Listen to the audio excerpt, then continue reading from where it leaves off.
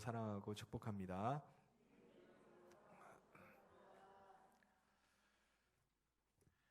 사도행전 10장은 교회사적으로나 또 신학적으로 굉장히 중요한 장입니다. 그동안 유대인들에게만 또 예루살렘 안에만 머물러 있던 이 복음이 사도행전 10장을 기점으로 해서 본물 터지듯이 열방으로 세계로 퍼져나가는 시작이 되었기 때문에 그렇습니다. 그 시대에 아름답게 쓰임받았던 사람들 중에 한 사람이 바로 오늘 읽었던 말씀에 나오는 고넬료라는 사람입니다. 여러분, 농촌에서 농사를 지어 보신 분들은 아마 물고가 뭔지를 잘 아실 겁니다. 논에 물을 관리할 때 이 물고를 통해서 물의 수위를 조절을 합니다. 그래서 논에 물이 많다고 해가지고 마냥 좋은 게 아니라 물이 너무 많게 되면 벼가 완전히 물에 잠기기도 하고 또 너무 물이 마르면은 한쪽 논둑이 터져버릴 수도 있습니다. 그래서 물을 빼고자 할 때 이 물고를 터서 적정 수위를 조절을 하는 것이 바로 물고입니다. 그 당시에 이 고넬료라는 사람이 바로 복음이 열방과 세계로 퍼져나가는 데 있어서 물고 같은 역할을 했습니다.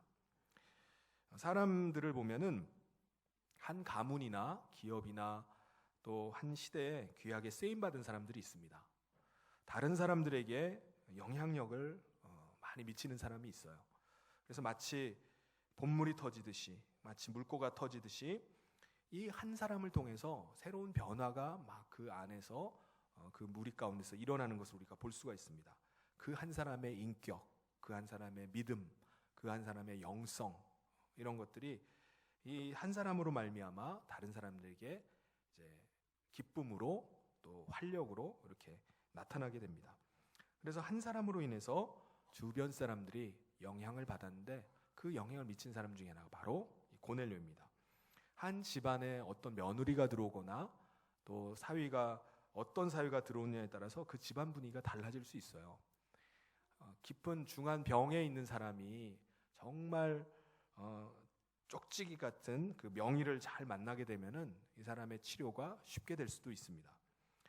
과거에 히딩크 같은 그 감독을 보면은 무명의 선수들을 발탁을 해서 정말 세계적인 선수로 키웠죠. 그 밑에서 뭐 박지성, 안정환, 그리고 이영표 선수 같은 선수가 나온 거였습니다. 그래서 기독교 교육은 가르치는 것이 아니라 보는 것이다라고 말합니다.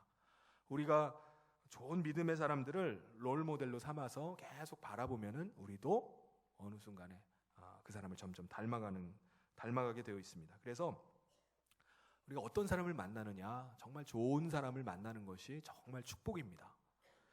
오늘은 그 아름다운 영향력을 끼쳤던 사람, 그 사람 중에 그 시대에 미친 존재감을 나타냈던 사람, 그 사람 바로 고넬료에 대해서 우리가 함께 살펴보면서 함께 은혜를 나누고자 합니다. 우리 10장 1절 우리 말씀해 보면 고넬료가 어떤 사람이었는지 그 한 절에 쭉 소개가 됩니다. 같이 한번 읽어보도록 하겠습니다. 시작.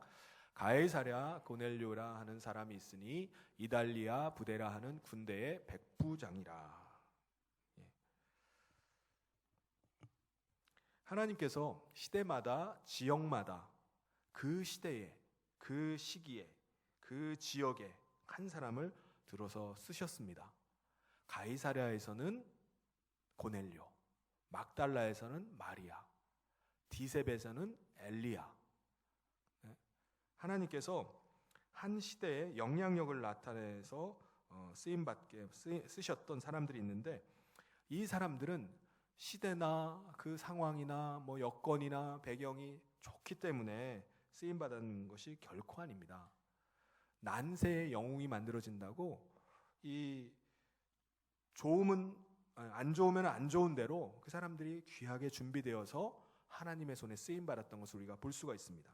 이 가이사랴의 고넬료 같은 사람도 마찬가지였어요. 이 사람은 이달리아의 군대 백부장이다라고 소개를 합니다. 그러니까 당시에 로마가 이스라엘을 점령하고 있을 때 그때 로마의 군대 백부장이었던 것입니다. 근데 이 사람에게도 가지고 있었던 제약이 있어요. 한계가 있었습니다. 세 가지 그 상황 가운데 처해 있었는데, 첫째, 이 사람은 이방인이었어요. 정통 유대인이 아니라 이방인이었다는 말은 하나님을 알 길이 없어요. 그리고 또 하나님을 알 수도 없을 뿐만 아니라 하나님과 거리가 먼 사람입니다. 그런데 이 사람은, 이 고넬료는요, 이방인 중에 최초로 세례를 받게 되고 또 이방인으로서 세계 복음화에 물꼬를 틔운 사람이 바로 이 고넬료였어요. 이 사람이 또 가지고 있었던 두 번째 제약은 뭐냐? 이 사람은 군대라는 이 조직 속에 묶여 있던 사람이었습니다. 그래서 조직에 갇혀서 매여서 전혀 자유가 없었을 것 같은 이 사람이 예수를 믿고 복음을 알게 되었고 하나님을 섬기게 되면서 이 사람이 영혼의 자유를 만끽하면서 살았던 사람이 바로 이 고넬료라는 사람이었습니다. 그리고 세 번째, 이 사람이 가지고 있던 제약은 이 사람이 지도자였다는 거예요. 백부장으로 그의 휘하에 100명의 부하들이 있었다는 것입니다. 이게 뭐가 문제인가? 여러분, 세금 중에서 가장 비싼 세금이 뭐라고 하죠? 유명세라고 합니다. 일거수일투족이 사람들의 감시 대상이 되는 거예요. 모든 사람들에게, 많은 사람들이 그 사람을 바라보고 있고 모든 것이 다 공개되어 있는 거예요. 그게 바로 유명세입니다. 이 고넬료 같은 백부장이라는 이 직책도 어떻게 보면은 모든 사람들이 다 이 사람을 주목하고 있는 거예요. 그래서 이 사람이 백부장이라는 부담스럽고 어떻게 보면 힘든 상황 가운데 처해 있는 사람이 바로 이 고넬료였습니다.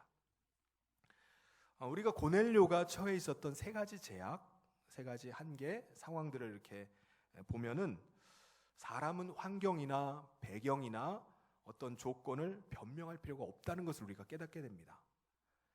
난세의 영웅이 나는 법이고요. 밤하늘이 칠흑같이 어두울수록 샛별이 더 반짝반짝 빛나는 것처럼 하나님께서 그 시대에 그 지역에서 어떤 한 사람을 쓰실 때 환경이나 조건이나 배경이 좋은 사람만 골라가지고 쓰시는 것이 결코 아닙니다.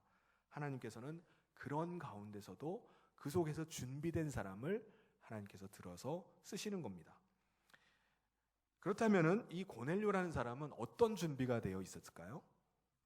우리 2절에 나옵니다. 우리 2절을 같이 한번 읽어보도록 하겠습니다. 시작. 그가 경건하여 온 집안과 더불어 하나님을 경외하며 백성을 많이 구제하고 하나님께 항상 기도하더니.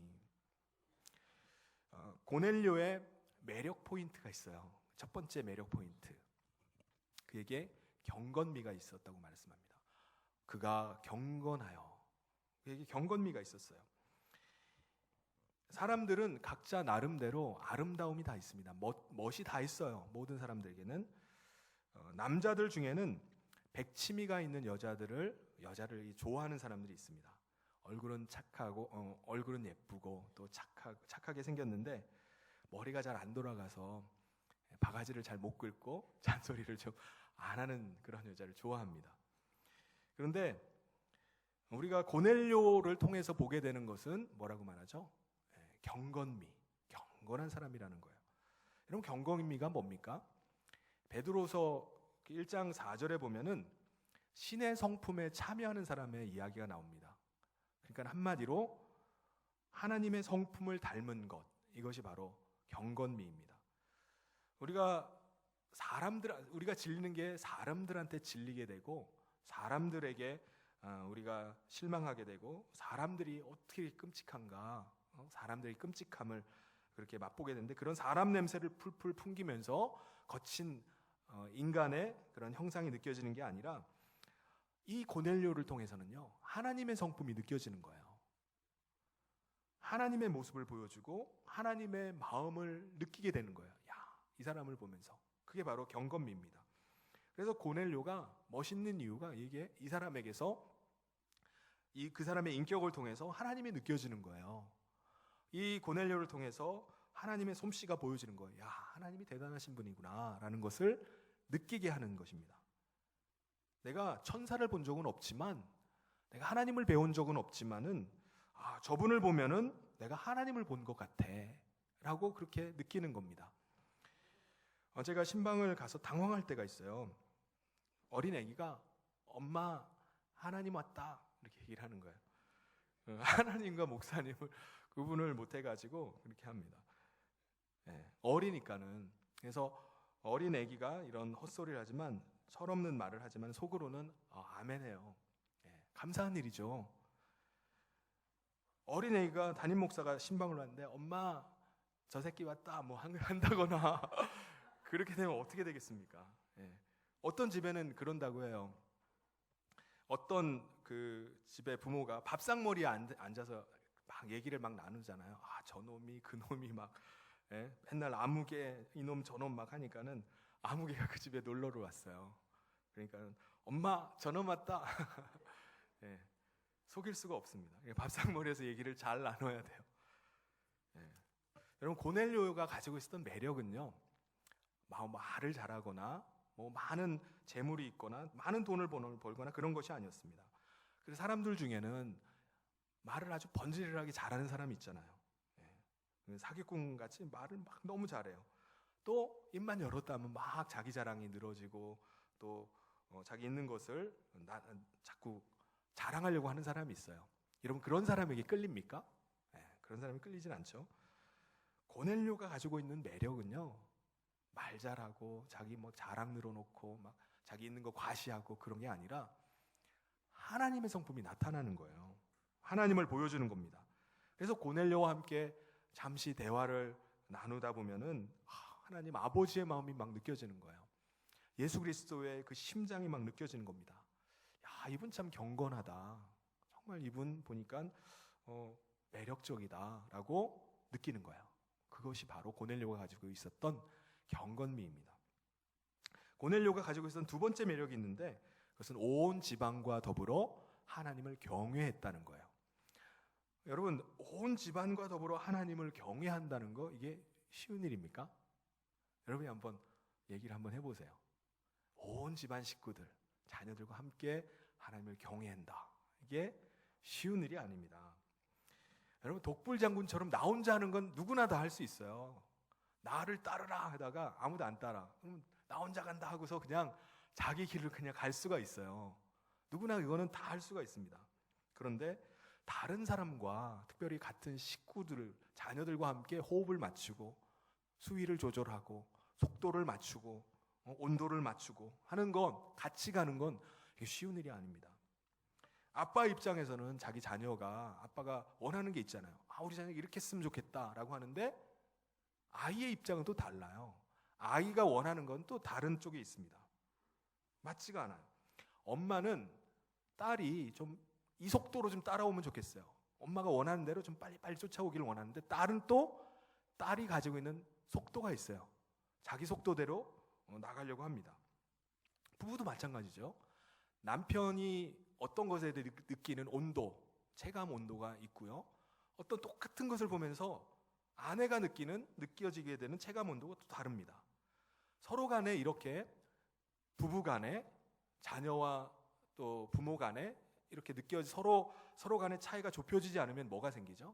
서로 갈등이 생기는 거예요. 서로 맞지가 않는 거예요. 사사건건 서로 느끼고 서로 생각하고 하는 것들이 다르기 때문에 갈등이 생기게 됩니다. 부부가 각자 그냥 혼자 밖에 나가서 그냥 일하고 열심히 일해가지고 밤늦게까지 막 열심히 일해서 돈 벌어오는 거, 차라리 그건 쉬울 수가 있어요. 근데 두 사람이 같이 호흡을 같이 하고, 두 사람이 서로가 서로 공감해주고, 또 부모와 자식 간에도 서로 속 깊은 얘기도 다 털어놓으면서 서로 신뢰하고 배려하면서 그렇게 사는 것은 오히려 어려울 수 있습니다. 그런데 고넬료는 어떻다고요? 온 집안 식구들과 함께 손에 손을 잡고 부모와 자식이 같은 눈높이에서 또 같이 공감하면서 온 식구들과 함께 같이 속도를 맞춰가면서 하나님을 경외한 가정이었어요. 그것이 고넬료가 가지고 있는 매력입니다. 세 번째 고넬료의 매력은, 고넬료가 준비되었던 것은 백성을 많이 구제하고 항상 하나님께 기도했다는 겁니다. 여러분, 고넬료가 많이 구제했다고 하는데 이 사람이 돈이 많아서 돈이 남아 돌아가지고 이 사람이 재벌이나 갑부가 되기 때문에 남에게 많이 구제합니까? 고넬료는 군인이었는데 무슨 큰 돈이 있겠습니까? 이 고넬료 이 말씀은 뭐냐면 그가 많이 구제했다. 그가 항상 기도했다. 그것은 고넬료의 삶의 스타일을 말합니다. 마음의 자세가 무엇인지를 말하는 거예요. 여러분, 돈이 있어서 남 밥 사주는 거 아니죠? 마음이 부자면은 늘 언제나 남에게 밥 한 끼라도 어떻게 대접할까 그렇게 생각을 합니다. 그러니까 마음의 자세, 스타일이 중요합니다. 마음은 늘 남에게 베풀기를 원해요. 베푸는 자가 복이 있고 남을 섬기는 자가 큰 자다라고 그런 생각하는 마음이 있는 겁니다. 여러분, 우유를 배달하는 사람이 건강할까요? 아니면 우유를 받아먹는 사람이 건강하다고 하죠? 건강하다고 합니까? 누구죠? 우유를 배달하는 사람입니다. 섬길 수 있는 게 정말 영광입니다. 내가 다른 사람을 섬길 수 있고 내가 다른 사람을 도울 수 있다는 거, 이것은 아직도 하나님이 나를 붙잡고 계시다는 그 반증일 수 있습니다. 여러분, 저수지에 가둬놓은 물은 어떻게 되죠? 그것이 썩어지고 침전물이 고이게 되고 냄새가 나게 돼요. 그런데 샘은 계속 퍼내줘요. 계속 퍼내는데도 불구하고 계속 솟아납니다. 새로운 물들이 계속 솟아나요. 그게 샘이에요. 그 물이 보내고 해서 산천초목을 푸르게 합니다. 그러니까 한마디로 이 고넬료라는 사람은 어떻게 된 거죠? 항상 많이 구제하고 항상 기도했던 이 고넬료는요, 바로 저수지 같은 사람이 아니라 샘물 같은 사람, 그 사람이 바로 고넬료였던 것입니다. 그리고 고넬료가 기도를 많이 했다고 하는데, 고넬료가 시간이 남아 돌아가지고 할 일이 정말 없어서 기도한 사람이었겠습니까? 아닙니다. 이 사람은 엄격한 군대 질서 속에서, 군대 규율 아래서 있었던 사람입니다. 그러니까는 이 사람이 어떻게 보면 군대에 매여 있는 사람이었어요. 그럼에도 불구하고 이 사람은 어떻게 됐다고요? 기도에 늘 힘썼어요. 구제하고 기도하는 일, 이런 것들이 그냥 그의 삶의 스타일이 돼버린 거예요. 그래서 마치 마일리지 적립하는 것처럼 이것이 차곡차곡 쌓이니까는 습관이 되고 그의 일상이 되어서 쌓이니까는 이게 어떻게 됐다고요? 하나님께 상달이 된 겁니다. 그리고 하나님께서 기억하시는 일이 되었다라고 말씀합니다. 그냥 딱 한 번 그냥 구제도 어떻게 하다가 그냥 한 번 구제해 본 게 아니에요. 기도도 아주 다급해서 진짜 기도 안 하면 안 되는 상황 돼가지고 하나님 앞에 막 금식하면서 기도해서 하나님께서 기억하신 바가 되었다라고 말씀한 것이 결코 아닙니다. 우리 4절을 같이 한번 읽어보도록 하겠습니다. 4절 말씀 시작. 고넬료가 주목하여 보고 두려워 이르되 주여 무슨 일이니이까? 천사가 이르되 내 기도와 구제가 하나님 앞에 상달되어 기억하신 바가 되었으니. 할렐루야. 최근에 제가 참 매력적인 한 분을 만나게 됐습니다.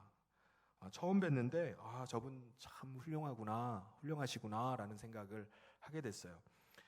정말 전 영역에서 정말 균형 잡혔구나, 정말 안정되었다라는 그런 느낌을 받았습니다. 말씀하시는 것도 그렇고 어떤 일을 이렇게 행하시는 것도 그렇고 한쪽으로 치우치거나 모가 나거나 별나지가 않은 거예요.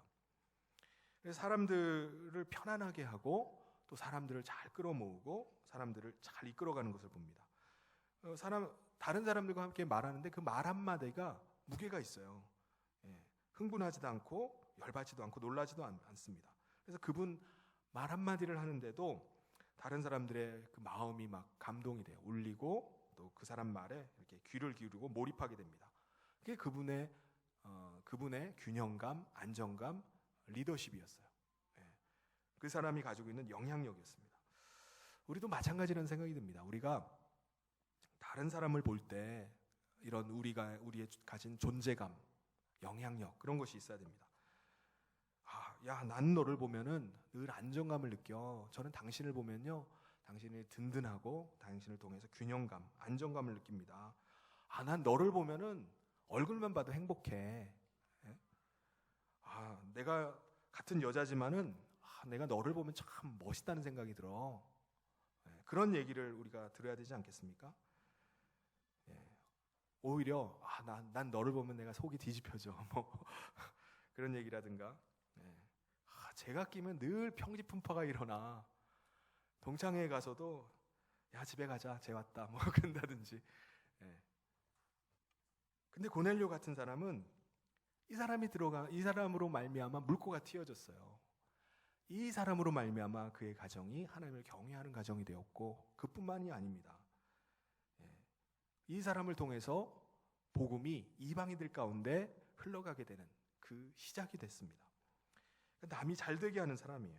성경을 보면은 이 고넬료와 같이 물꼬를 트이는 사람, 그리고 또 남이 잘 되게 하는 사람, 남이 잘 되는 것을 좋아하는 사람, 이런 사람이 나와요. 그 중에 여호수아, 갈렙 같은 사람도 마찬가지입니다. 10명의 정탐꾼들이 이스라엘 백성들에게 찾아와서 자기들이 본 그것을 이야기를 할 때 그들이 완전히 부정적으로 사로잡히게 됩니다. 자신들이 본 것들은 안 된다는 거였어요. 우리가 그들 앞에서 우리는 메뚜기다라는 거였어요. 이 말을 전하자마자 백성들이 다 뒤집어져 버린 거예요. 우리 안 돼. 우리는 이제 끝났어. 하나님을 막 원망하고 돌을 들어서 왜 우리를 여기 와서 죽게 하느냐라고 막 불평을 쏟아놨습니다. 이 사람을 통해서, 이 10명을 통해서 부정적인 것들이 확 퍼져버렸어요. 그런데 이 사람들과 완전히 다른 사람들이 있었죠. 여호수아와 갈렙은 된다는 거였어요. 됩니다. 우리는 그 땅을 차지할 수 있습니다. 하나님께서 약속하셨으면 그 일을 이루십니다. 그래서 결국은 젖과 꿀이 흐르는 땅에 들어간 사람은 누구죠? 여호수아와 갈렙밖에 없었습니다. 더군다나 갈렙 같은 경우는 여호수아가 모세의 후계자가 돼요. 그래서 이스라엘 백성들을 가나안 땅을 정복하는 일에 이제 지도하는 지도자가 됩니다. 그러면은 같이 정탐꾼으로 쓰임 받았고 40일 동안 정탐하다가 돌아온 사람 입장으로서는 시기가 날 수 있잖아요. 아, 왜 쟤만 저렇게 지도자가 되는 거야? 질투할 수도 있습니다. 그런데 그는 모세가 잘 되는 것을 보면서 기뻐해요. 그리고 자신은 역사의 뒤안길로 이렇게 사라집니다. 다른 사람이 잘 되는 것을 보고 함께 기뻐해주고 함께 좋아하는 거예요. 바나바도 그렇죠. 바나바도 예루살렘 교회의 지도자였어요. 근데 그가 이 사도 바울을 발탁을 합니다. 그리고 사도 바울이 예루살렘 교회하는 뿐만 아니라 이방인의 사도로 세워진데 귀한 역할을 해줘요. 한 사람이 인정받고 이 사람이 나보다 더 잘 나가는 것 같아 라고 하고서 그를 모함하고 그들을 시기하고 깎아내리려고 하는 것이 아니라 그가 더 잘 세워지기 위해서 그를 축복을 한 사람이 바나바입니다. 그리고 자신은 역사의 뒤안길로 이렇게 총총 사라지게 됩니다. 그런 사람이 정말 멋있는 사람입니다. 남들을 잘 되게 하는 거예요. 남들이 쓰임 받게 하고 남들이 잘 되지만은 자기는 그냥 한 시대의 어시스트로 그냥 점으로 사라져가는 것입니다. 여러분, 돕는 배필이 얼마나 멋있는 건지 모릅니다. 돕는 배필이라고 하면 우리가 시다바리 뭐 이렇게 생각할 수 있어요. 근데 결코 시다바리가 아닙니다. 시편 121편에 보면은 나의 도움이 어디서 올꼬? 어디서 오죠? 천지를 지으신 하나님에게서로다 라고 말씀합니다. 하나님이 하시는 일이 뭐예요? 돕는 일이에요. 예? 돕는 배필이 시다바리면 하나님이 시다바리입니까? 예. 여러분, 누구를 도와줄 수 있습니까? 사람은요, 사람을 도와줄 수가 없어요. 예? 사람은 회방만 안 하면 감사한 거예요. 우리의 참된 도움은 누구에게서 옵니까? 하나님에게서 옵니다. 나의 우편에 그늘이 되어주시고 나의 힘이 되어주시고 나를 도우실 수 있는 분, 그분이 바로 하나님이세요. 그래서 나를 도와주실 수 있는 분이기 때문에 그분이 그분처럼 돕는 배필이 된다는 것은요, 하나님이 하시는 일을 내가 하는 거예요. 나도 하나님의 일에 동참하는 거예요. 그게 바로 돕는 배필입니다. 할렐루야. 얼마나 영광스러운 일입니까? 고넬료는요, 항상 기도하고 많이 구제했습니다. 그랬더니 이것이 마치 마일리지처럼 차곡차곡 쌓여서 그게 일상이 된 거예요. 그게 습관이 되었습니다. 그때 하나님께서 그것을 보셨어요. 그래서 한 달이 되었습니다. 그리고 하나님이 그것을 기억하신 겁니다. 우리가 성경을 보면은 하나님께서 마지막에 기억하는 사람이 있어요. 우리는 하나님 앞에 섰을 때 하나님이 기억하는 사람이 돼야 됩니다. 근데 우리가 하나님 앞에 마지막에 섰는데 너 누구냐 근데? 너 뭐 하다 놀다 왔냐? 라는 소리를 들어서는 결코 안 됩니다. 삼손 같은 경우는 그가 마지막 순간에 하나님의 기억하심이 되는 사람이 됐습니다. 삼손이 삼손이 정말 기도 가운데 하나님의 사람으로 그렇게 시작은 했지만은 그가 블레셋 사람들에게 블레셋 눈이 뽑히고 그리고 사로잡혀서 연자맷돌을 돌리면서 비참한 마지막 생애를 보내게 됩니다. 그런데 그가 마지막에 많은 사람들 블레셋 사람들이 모여 있는 그 집에 놀림거리가 되고자 끌려 나갔어요. 그때 그가 하나님 앞에 기도를 합니다. 하나님 앞에 세 가지를 죽기 전에 이제 거기서 이제 사람들의 조롱거리가 되고 거기서 죽는 거예요. 근데 그가 마지막 세 가지를 기도를 합니다. 사사기 16장 28절에 우리 같이 한번 자막이 없나요? 제가 한번 읽어보겠습니다. 삼손이 여호와께 부르짖어 이르되 주 여호와여 구하옵나니 나를 생각하옵소서. 하나님이여 구하옵나니 이번만 나를 강하게 하사 나의 두 눈을 뺀 블레셋 사람에게 원수를 단번에 갚게 하옵소서 하고, 하나님께서는 마지막에 이 삼손을 기억해 주셨어요. 완전히 그 사람은 잊혀진 사람이었어요. 이스라엘 사람들 가운데 또 사라진 사람이었습니다. 그런데 하나님이 그를 기억해 주셨어요. 그의 마지막 기도를 들어주시고 하나님께서 그가 양쪽 기둥을 잡고 밀 때 그 기둥이 무너지면서 거기에 있던 블레셋 사람들이 다 죽게 했습니다. 마지막 기도를 들어주신 거예요. 하나님이 마지막 순간에 우리를 보고 너는 누구냐? 넌 어디서 놀다 왔느냐? 그러면은 어떻게 되겠습니까? 하나님이 우리를 보실 때 사랑하는 딸아, 사랑하는 아들아, 내가 너를 사랑한다. 내가 너를 알고 있다. 내가 너를 기억한다. 그 소리를 들어야 되지 않겠습니까? 오늘 말씀을 보면은 오늘 말씀의 특징 중에 하나가 시간이 계속 여러 차례 언급된다는 겁니다. 3절에도 보면은 하루는 제9시쯤, 5절에도 지금, 9절에 이튿날, 그때에 시간이 아주 촘촘하게 계속 기록돼요. 왜 시간이 이렇게 계속해서 언급이 될까요? 하나님께서는요, 일마다, 때마다 역사하고 계시다는 거예요. 베드로 나름대로 한쪽에서 기도를 하고 있었어요. 그리고 고넬료 나름대로 항상 기도하는 사람이었잖아요. 그러니까 그가 한쪽에서 기도하고 있었습니다. 그때 하나님은 그들의 기도를 들으시고 그들을 연결하시고 그들을 합력하여서 선을 이루게 하십니다. 베드로가 하나님의 음성을 듣고 고넬료라는 사람이 지금 기도하고 있는 그 사람의 집에 가서 말씀을 전하게 돼요. 그러자 고넬료가 자신의 친척과 베드로가 오는 걸 알고 자기의 친척들, 자신의 친구들을 다 불러 모읍니다. 그런데 그때 베드로의 설교를 듣고 있던 그들 가운데 성령이 임하게 됩니다. 이방인들에게 성령이 임하게 된 거예요.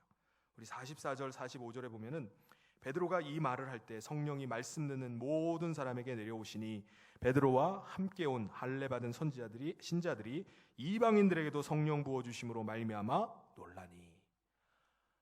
할례 받은 유대인들이 깜짝 놀라는 거예요. 어떻게 이방인에게도 성령이 임하시는구나. 그들이 다 세례를 받고 세례를 받게 되었고요.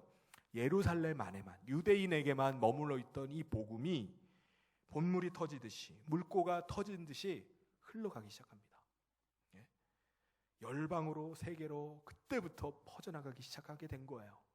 이 고넬료라는 사람이 물꼬를 트인 거예요. 그 복음이 유럽으로 건너가게 됐고요. 마케도니아를 지나고 대서양을 건너서 미국으로 건너가게 됩니다. 그리고 미국에서 또 우리나라까지 그 복음이 오게 된 거예요. 그게 언제죠? 불과 130년 전 얘기입니다. 고넬료가 터뜨린 물고가 흘러서 우리에게까지 흘러서 오게 된 거예요. 그래서 우리가 그 복음으로 말미암아 구원을 얻고 하나님을 경외하며 하나님을 섬기면서 살게 된 것입니다. 여러분, 흐름을 막는 자가 아니라 물꼬를 트이는 자가 되시기를 바랍니다. 여러분 집안에 내가 우리 집안에 며느리로 와가지고 우리가 이렇게 형제들이 우애가 좋아졌구나, 이렇게 돼야지 않겠습니까?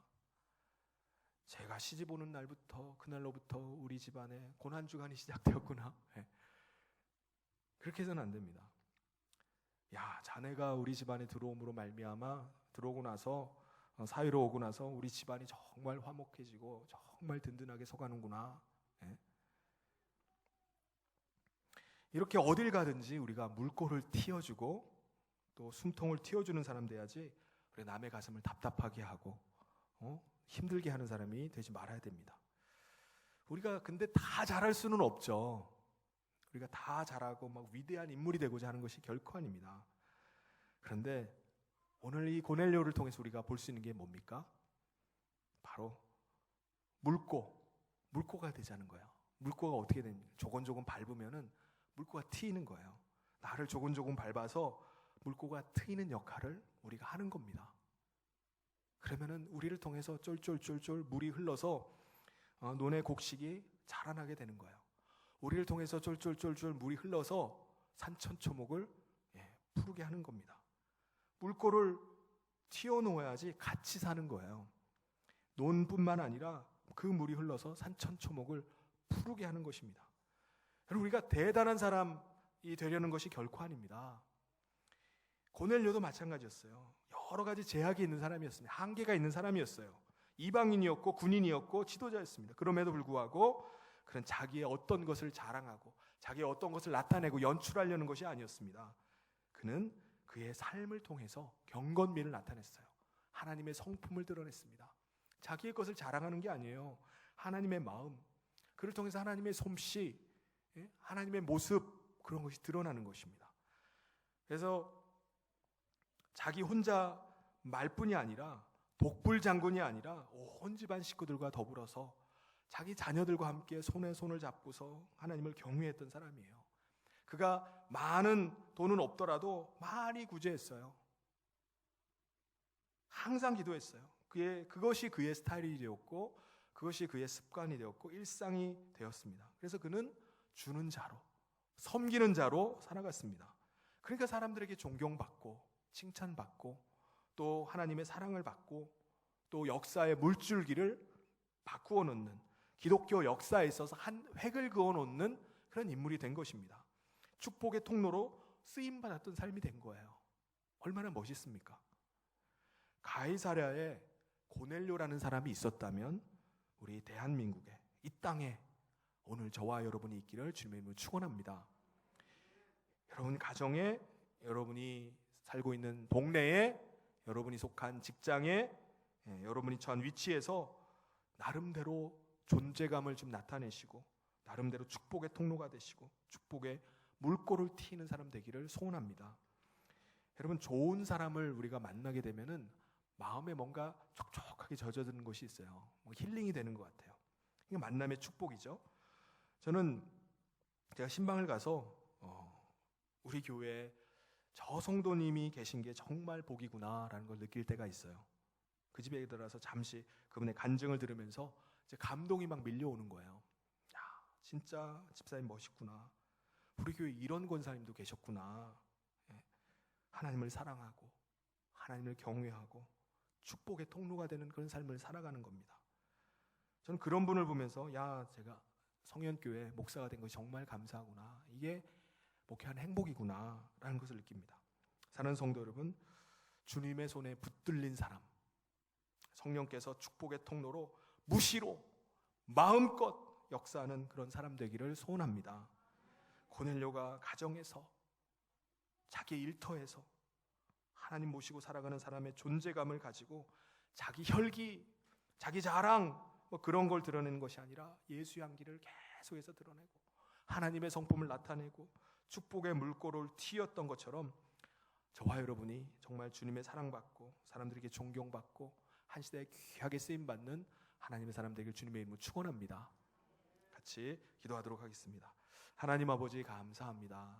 하나님께서 오늘 우리가 고넬료와 같이 우리의 환경과 조건, 상황들이 제약이 있고 열악하다 할지라도 한 시대에 물꼬를 트이는 삶을 살아가기를 간절히 소원합니다. 고넬료 한 사람을 통해서 이방인들에게 복음이 들어갔고 축복이 흘러들어갔던 것처럼 오늘 우리가 물꼬를 트이는 사람으로 우리를 통해서 우리의 가정이, 우리의 직장이, 또 우리의 삶의 터전이 변화가 일어나고 하나님의 축복이 흘러가는 놀라운 역사들이 있게 하여 주시옵소서. 하나님 아버지, 우리가 한 사람 한 사람이 정말 그 지역에, 그 시대에 귀하게 고넬료와 같이 쓰임받고 또 하나님께 영광 돌리는 삶을 살기를 간절히 소원하며 예수님 이름으로 기도옵나이다. 아멘. 우리 다 같이 자리에서 일어나셔서 우리 함께 찬양하도록 하겠습니다.